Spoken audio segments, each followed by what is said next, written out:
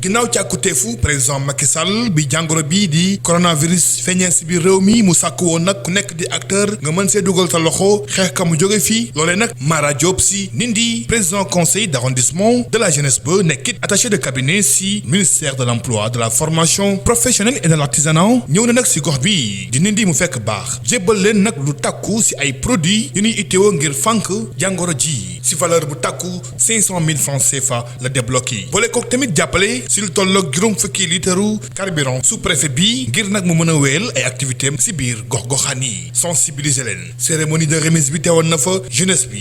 responsable yi ànd ak moom lii nag ndaw li di yëngu si wàllu politique si Benno Bokk Yaakaar di si tamit jaajëfal ministre de tutelle am di Dame Diop. waral sunu ñëw fii tey ci sous-préfet de Ndindy sous-préfecture de Ndindy mooy pour appliquer li nga xam ne président de la république dex wax na ko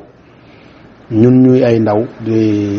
liggéey ci wetu président de la république di liggéey ci wetu le ministre Dame Diop bi ko président de la république yëkkatee kàddu ne bu ma sañoon muy opposant di parti pouvoir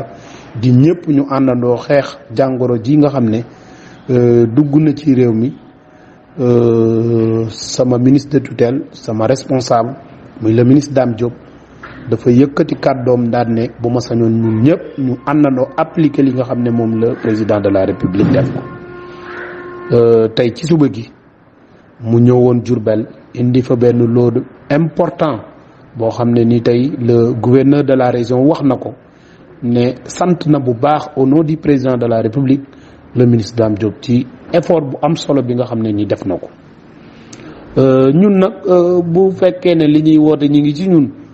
dañuy delluwaat Ndindy ga nga xam ne moom la ñu dëkk ñëw fi appliquer li président de la république wax waaye it doxalit li nga xam ne sunu ministre de tutelle wax na ko sunu kilifa wax na ko muy appliquer loolu moo tax ñu indi un lot de bu am solo boo xam ne bokk na ci saabu bokk na ci eau de javel bokk na ci madar bokk na ci aussi ay seetala ak i baignoire yoo nga xam ne moom la ñu ko war a raxasoo ak yooyu yëpp bokk na ci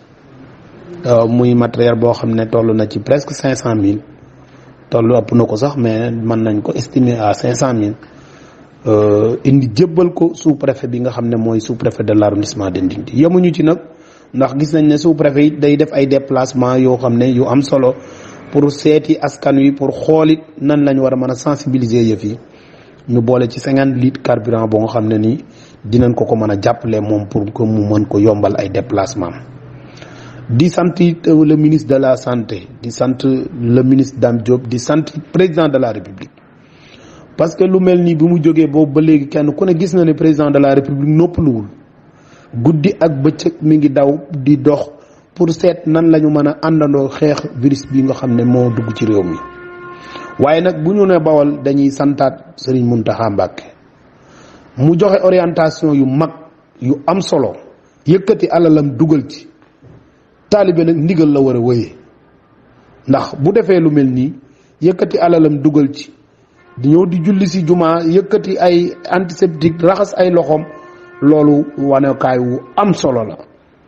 di ko sant di ko gërëm di ko ñaanal yàlla na ko fi yàlla yàggal mbokk nit may lancer un appel ci li nga xam ne nii président yàlla def na mu wax ko ñu ci gën a muslu ndax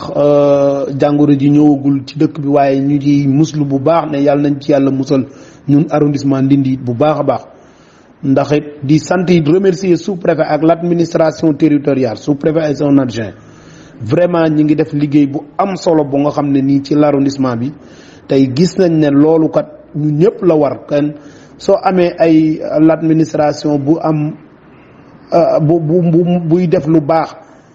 di appliquer li nga xam ne moom le président de la république wax dañ leen a war a sant gërëm leen